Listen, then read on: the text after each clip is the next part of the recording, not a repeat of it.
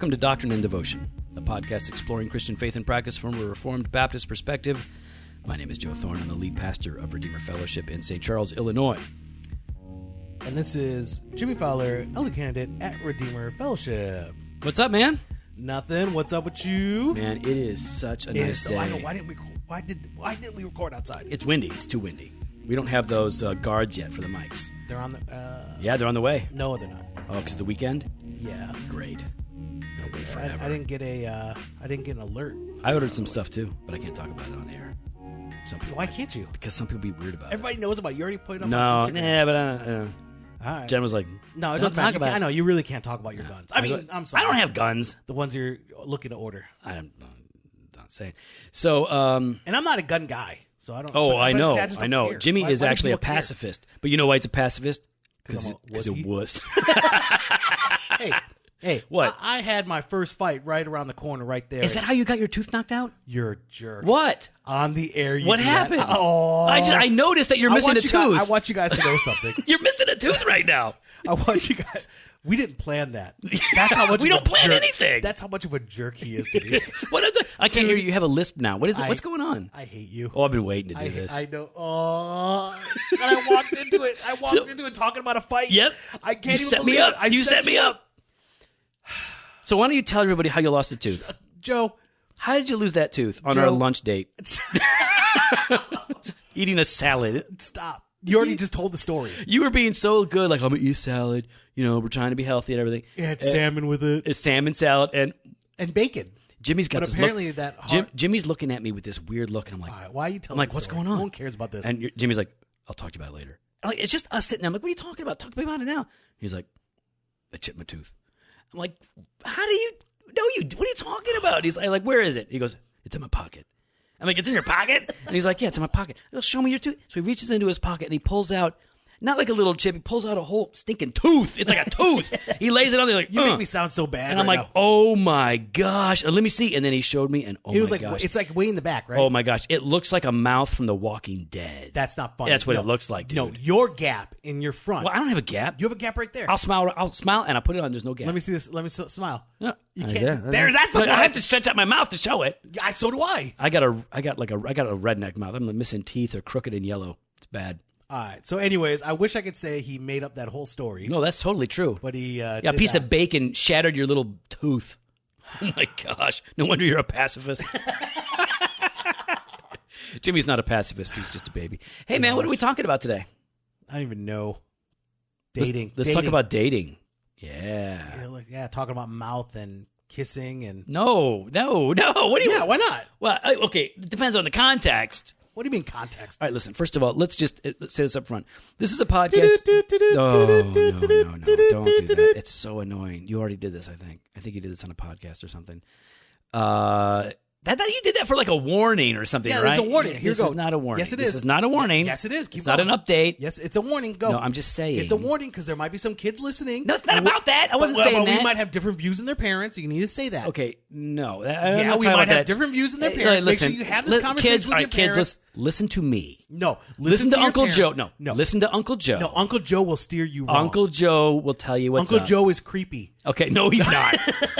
This Uncle Joe is creepy. We're going to talk about dating. So Mm-hmm. this is not necessary. You're not going to find dating in the 1689 Second London Confession. And talk to your parents. Okay, but Reformed Baptists are into dating. Let's just say that. And if they're not into dating, they aren't Reformed Baptists. I'm going to say that right now. You can't be Reformed and be anti-dating. That's a fact, Jack.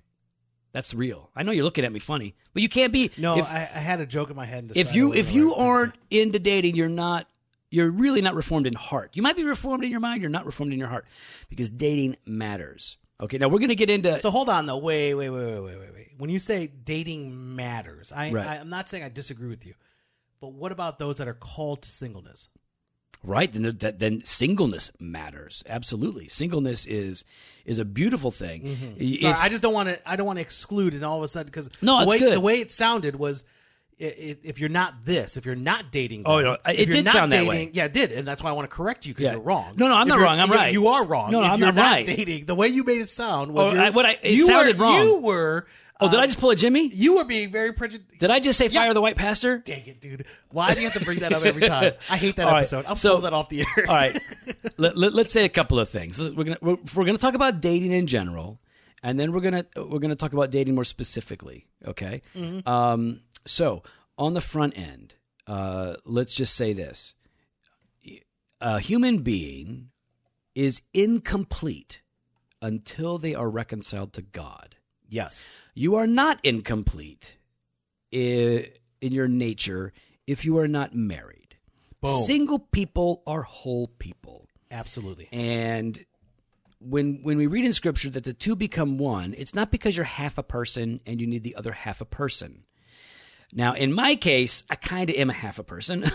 Well, yeah, you're pretty short. I am short. He's and- but a child to your eyes. Yeah. Bam! I don't know what that even is. Lord What of is the that? Rings. Nah, I didn't. Yes, see it is. that. I don't know what that It is. What- I didn't read those books. Did you watch the movies? No, I saw the first one, and I think I saw the second one. Well, it was in the first one. Yeah, ain't nobody got time for the third one. So what I'm saying is that we don't want to communicate. I do not want to communicate any more than I already have. That you must be coupled in order to have significance or full identity. That is not the case. Absolutely. We have a friend, Chris Smith, who is either done with or getting close to being done with his PhD on singleness. And of course, in the midst of him being single, he got married. And doesn't he have a kid? Oh yeah, he got a kid now and everything. Yeah. So, Brilliant man. Brilliant man. Chris Smith is super We smart. lost a lot. Man. I know when he and We his lost- wife moved away. Oh, both of them. She was this Hebrew scholar, like the scholar of all of Wheaton. When I did that, graduate school. When I did that series on Jonah, Jimmy did a series. Jimmy preached for 4 weeks on Jonah while I was gone. and every week I had like a conference call with her. She was like this Hebrew genius.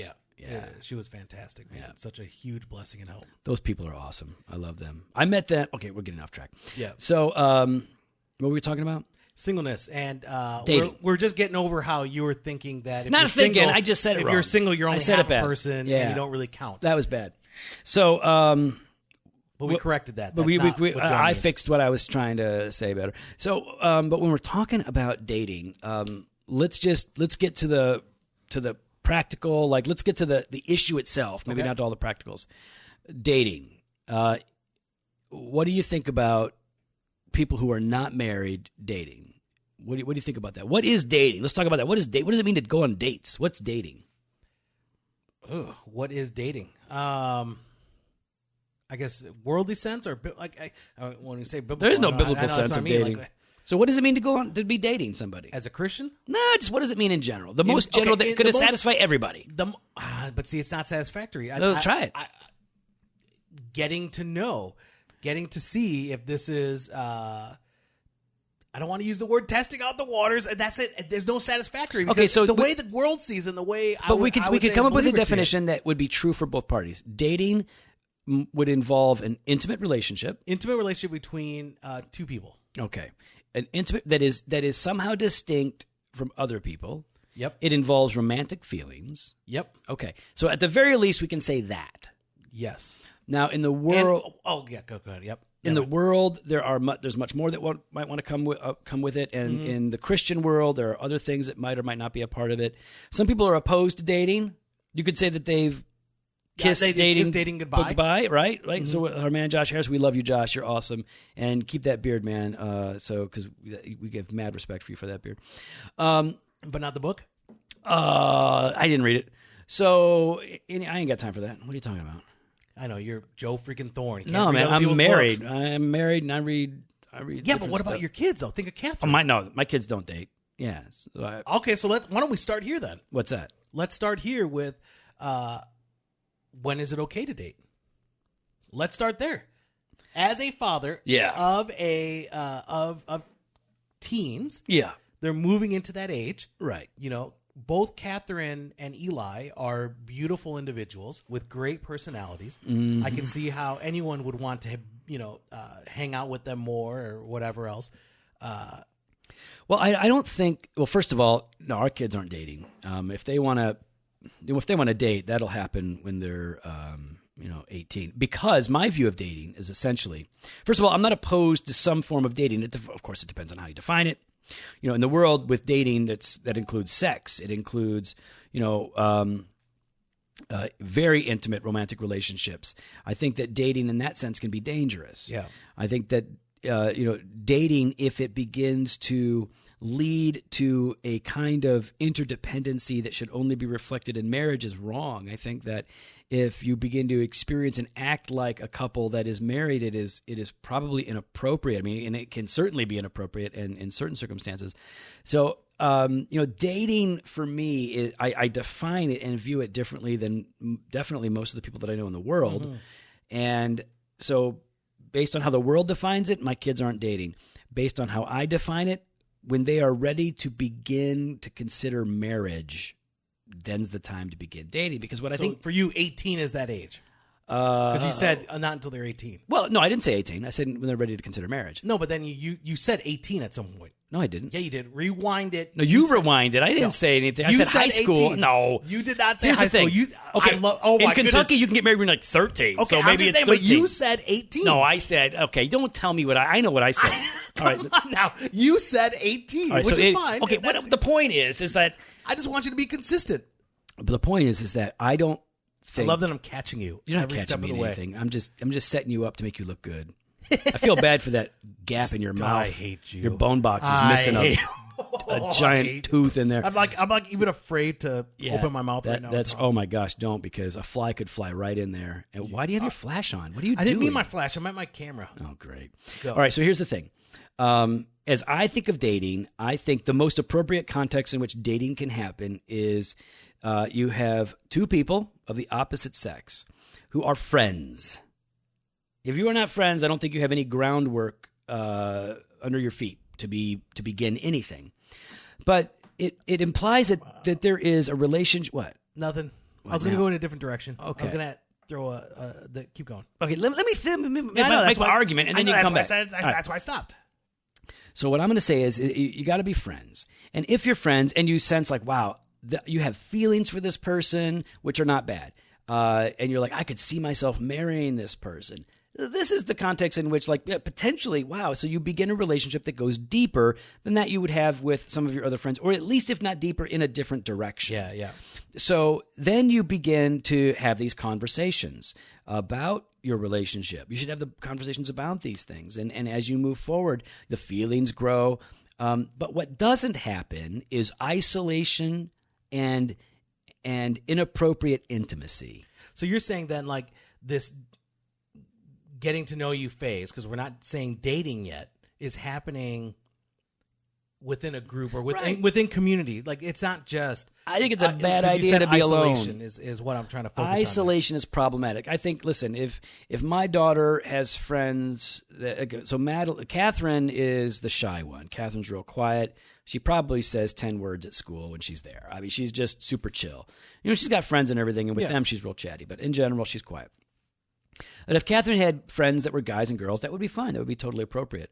If she was spending time alone with girls, I would be okay with that, unless there was something crazy going on that I got a little hint of, that this seems to be an inappropriate relationship. And with guys, no, she's not going to be alone with guys. She's not going to be isolated. Now, alone in the we've already talked about this in terms of the Billy Graham rule, right? Alone in public is one thing, but alone and secluded or isolated, that's really the word. That, I think, is dangerous, because once you have feelings for one another, once you begin to really be attracted to one another, if you're alone without accountability, all kinds of things happen. I speak from experience, right? I know what it is. I mean, I was a non-Christian until I was already out of high school, so I have a past with that. I know what happens. So I would just say that, and I have counseled enough people to know, and I've done enough pre-marriage counseling to know. People make mistakes. Like, absolutely, people, it's hard. They fall to their desires. You know your mate. You're wired for sex. You're wired for intimacy. And you want to be married, and you found the person that you love, and then you got that urge to merge. Yeah. Right, that's exactly what it is.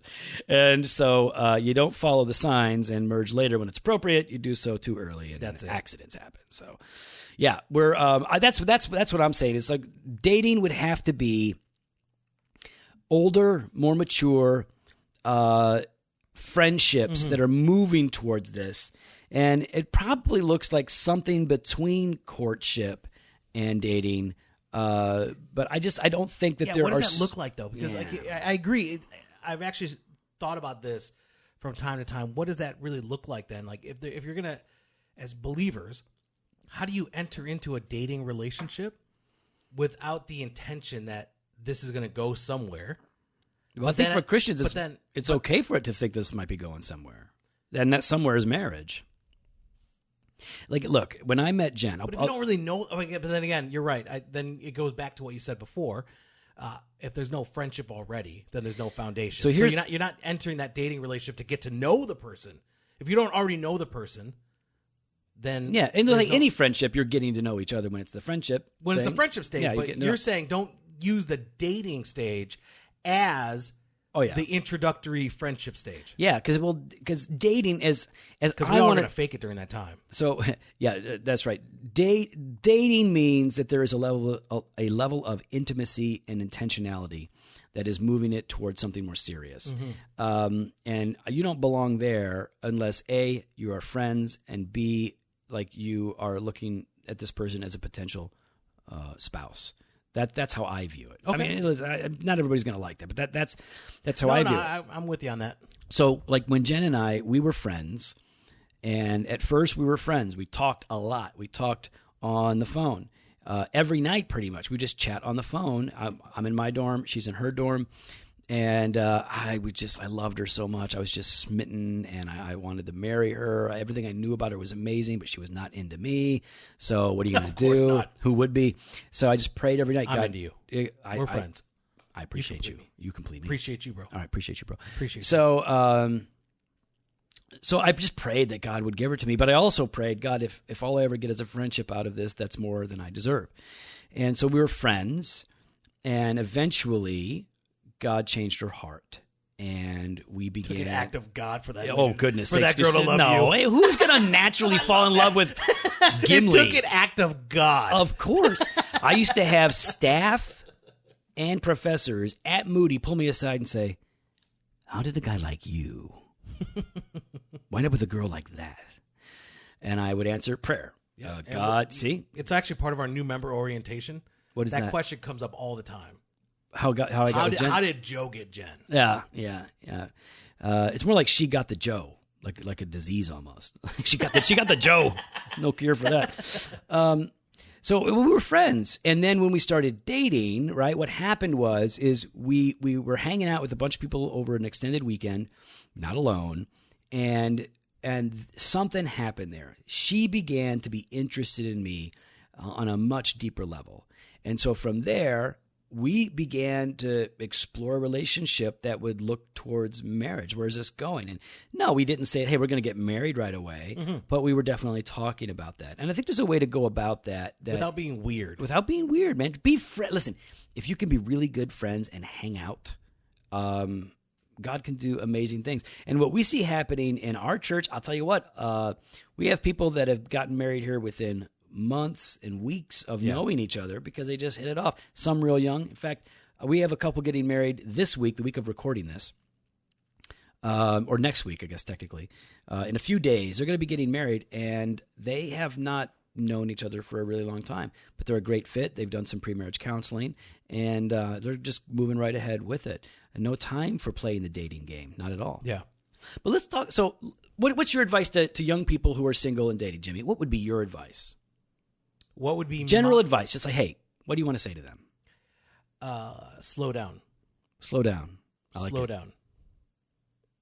I think too much of dating for young people is you just kind of get this like initial excitement and like, oh, everything about this person I love this person. This guy's so funny, and all these kind of things, and you just kind of jump into it with your romance goggles on.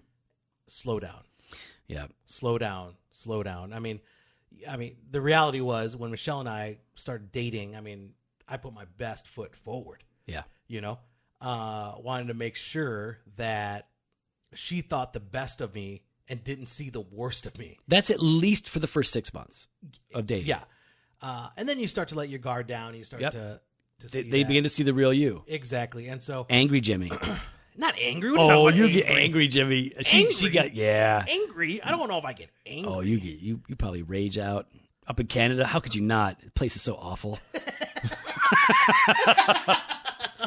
And everyone's apologizing to me for causing me to be angry. Yeah, which makes you angrier because that's a dumb thing to do. Yeah, exactly. It's like, why are you such a wuss? Yeah. Just and why do you call it? The only thing softer than a Canadian is your teeth. Wow, dude. That was pretty funny. That was. All right, And so I hate you. your advice is to slow down. I would just say slow down. And I would encourage you to, like, on top of that, like with that. And be honest with, like, talk to your parents. And if for sure. I would say, and if it feels awkward to talk to your parents, then talk to another adult that you trust and know. Like, that's why even part of our CG is, you know, we want our kids to all know the adults. Right. And no, these are adults you could talk to. If you don't feel comfortable talking to me, talk to one of them. Yeah. We want you to, and again, ultimately you do want your kids to be comfortable talking to you. That's what you desire, and hopefully they will. So involve your parents, involve mentors, involve other people in this circle, right? So that they know what's going on, what's happening. I would also say guard yourself against physical intimacy. That doesn't mean that you can't hold hands. It doesn't mean that you can't give a peck on the cheek or a kiss on the lips even. Like, and watch that PDA. That's gross. All right.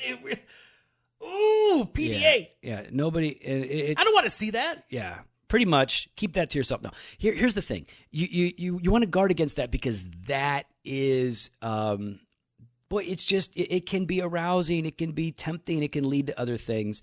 So I would say be careful there, because if you're not going to marry this person, you're really stepping into an area that is at best gray and not necessarily black and white. So I would just exercise caution there. In fact, Jen and I, by the grace of God, Jen and I had a very pure relationship throughout our dating. We never really fell in that way. I sinned in a bunch of other ways, of course. Mm-hmm. But we did kiss. And one time we wound up kissing too much, just too often, you know? It was just like, And too much PDA. I think I talked about it on an episode. Anyways, no, I don't think you did. I think I did. I'm pretty sure, because Jen was like, I can't believe you talked about that. So, that one. Yeah, Bodyguard. Yeah. Yeah. So... And then her tattoo on her lower back. So here's the thing. We just said, you know what, we're not going to kiss anymore. Outside of a light peck. Say, hey, good night, love you, whatever. And that was good for us. Whatever. Is that what you said? Yeah. Okay. Yeah, whatevs. So, all right. So our advice is take it slow, be careful, have a purpose. If you don't have a purpose, if you don't think like you could potentially marry this person, then why are you bothering? I agree. Don't get involved. Don't do it when you're young. It's completely inappropriate. Once you're old enough, then get going. But we need to wrap it up with this. Dating, we tend to think about dating as pre-marriage exercise, but dating really is post-marriage responsibility. It doesn't end with the ring. No, it should be really. You need to fire it ramp up. Yeah, absolutely. I was actually having a conversation with another guy from our church yesterday about like their anniversary coming up. He's like, it's just going to be. I want to be careful what I say. He was really like, I want it to be well. How do we do this? And I loved his heart behind it. Pat Aldridge. No, it was not Pat. Brian Malcolm. It was not Brian Malcolm. I don't want you to say the name because... Jeff Willie. No, because I don't want to... Either way, the person's really going out. They're planning probably about 8 months in advance. 7 months, 6 months, 5 months, 10 months. I'm going to throw it off. Okay. So they don't know. Yeah. They can't tell the timeline. But it was probably 7. No. Yeah. I threw out the first time. Go ahead. They're really like trying to plan out like how do I really make our anniversary this huge, big, like I want her to know this is still important to me. It's not. So it's about him. He wants her to know something about him. No, he's making it about himself. No, he wants her to know. Hey, baby, look at how much I love you. He wants her to know how much he values her. And he wants her to know that. Well, yeah. Yeah, that he is. I think our spouses want to know that we care about So it's about him. One of the things I think, my dad has a lot of crazy things he says and a lot of good things. But one of the Can we talk about some of the crazy things that he said? No. Okay. One of the things that has always stuck with me has been about like our anniversary and about dating. Yeah. Has been the moment you start to devalue that, it communicates that you devalue the other person. Mm-hmm. And he's like, don't you ever. And this is the guy that's been divorced twice. Yeah. Like he's learned a few things the hard way. Yeah. The hard way. Right. He's like, don't ever neglect dating your wife. Don't ever neglect really making a big deal about your anniversary or about her birthday because it communicates something to her about how you value her or not. Yeah. And especially in our culture. I mean, it's a big deal. I know our 20th is coming up. And so... and you've been planning that for and I know Joe's been planning that for 3 months you started talking about I don't know about that long. But, a few weeks now. It's been longer than that, Joe. I don't know. But, yeah. I like what you're doing here. You're sandbagging it. Jen doesn't even listen to this. So Jen doesn't think it was something, this big thing, but I know you. You've been planning it. We've been talking about it. Like a couple weeks ago. Yeah. So 3 months ago. Right. She's going to love Hawaii, dude. So here's what we want to encourage you guys to do. When you get married, this is when you have to really start pursuing your wife. Usually guys get married, they've pursued their wife, they get the girl, and then they're done. Yeah, they check out. That's weak, man. That's weaker than Jimmy's teeth. Dude, you need to listen. Hawaii's gonna be great. Your wife's gonna love it. Jen, you're gonna love Hawaii. We ain't going to Hawaii, girl. You know, no, we got that money. You guys go to Hawaii. Hawaii. Ain't no Hawaii money. So we have. You got to step it up. That's when you pursue it, because your wife or your husband can feel pretty neglected pretty quick when one of you settles for, now that we're married, I don't have to try anymore. So you date once you're married. You really date. You find time for it. If you don't have money, you get creative. You just spend time together. Even doing walks. Even just going out and going along, walking along a path. It's just spending time. It's not about take the them money. down to the river. Go to the bike path and ride your bike. Like you make the effort to do something. It doesn't have to cost any money, though. It's always kind of nice when you can spend some money. It is, but I see these now I'm comparing. Never mind. Don't compare, dude. Well, no, I'm thinking Why are you comparing? I love it when I see these photos. Like even today, I saw some photos of yesterday for a couple of our church, and they're out fishing together. Yeah, who's that? Tony and Diane. Yeah. Dopke. Cool. And I'm like, they're always doing stuff together. And that's just it. Like, they're always spending time together. Yeah. Always enjoying each other's company. They're always. That's because Tony doesn't have any friends. No, it's not that. Stop it. It's That's not funny. Does he have friends? Tony's got lots of friends. Oh, okay. I don't know. He's got lots of friends. I was guessing. But he values and loves and cares they love and each other. desires to be with his wife more than with us. And we've invited him out, but he wants to be with her. Oh, no. He's like, no, man, I'm going to chill with Diane. And that's just it. And so, like, I look at those and I'm like, see, that's just, to me, beautiful. Right? Set it up, man. Set it up. Get regular schedule things. Jen and I will schedule them. In fact, if I look down here on my computer's open, so if I I had a babysitter, here, but now I had a baby, so I got to figure something out. No, let's see. What's today? So here we go. Oh, date night, Friday. I got to find another babysitter. So my daughter babysits. Oh, there you go. She babysits for a bunch of people at our church. Yeah, she's good, too. She's chill. Doesn't get rattled. That's pretty good. My kids are kind of... No, your kids are easy. She does all the Wilson kids. No, okay. By herself. My kids are easier than those. Yeah. So, dating's good, but in its context, properly defined. We're just talking here, but in general, be careful. Know how to possess your body, right? Be a person who is self-controlled. Guard your heart, guard your mind. Not just your body. Guard your heart, guard your mind. I like that. And if you're going to pursue a relationship with somebody, be open and honest. This is what it's about.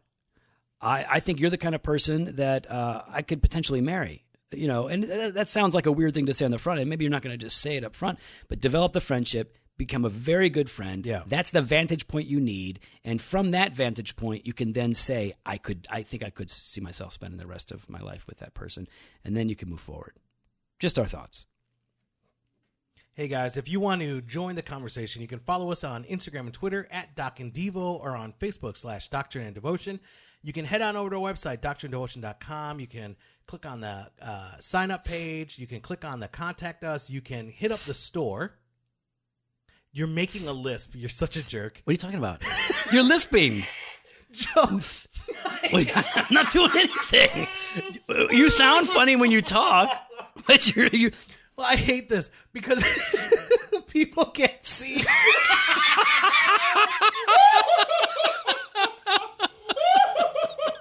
People can't see. People can't see that you're doing it. I'm not doing anything. You're such a liar. You were saying, when you hit up the store, it supports the podcast and everything that we're doing. You got to get that tooth fixed, man. Dude, for real. But stop it. Aren't you glad we did this on an episode that nobody's going to listen to? Yeah. Fresh pod every Monday and Thursday. Thursday. I said Thursday. I know. But the TH was a little heavy. Go. Kind of whistled. Blog posts. No, that's you. No, I don't whistle. Wibbo? Go. Blog posts on Wednesday and video content soon on Friday. Later.